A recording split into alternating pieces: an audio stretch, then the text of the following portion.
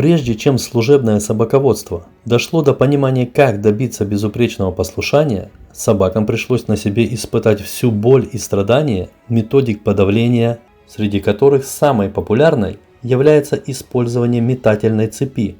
Эта методика очень проста. За любое непослушание в собаку кидали металлическую цепь, при этом не подавая ни единой команды. Первый бросок был максимально сильным, чтобы собака сразу же могла понять всю серьезность намерений человека. В последующем цепь кидали рядом с собакой, в знак напоминания о физической боли.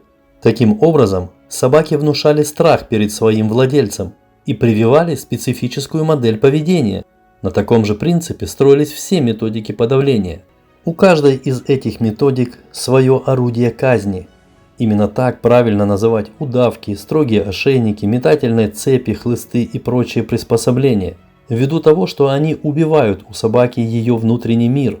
По мере приближения к нашим временам кинологи один за другим отказываются от методов подавления.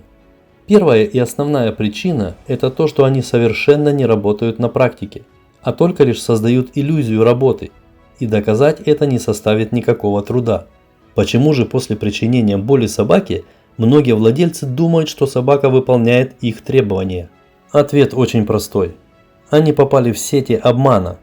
Методики подавления не направлены на то, чтобы донести до собаки, что от нее требует хозяин.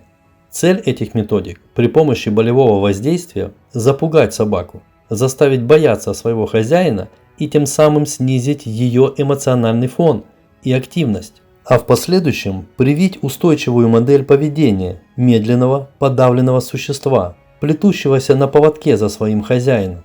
Создатели таких методик в этом видели быстрое решение многих бытовых проблем.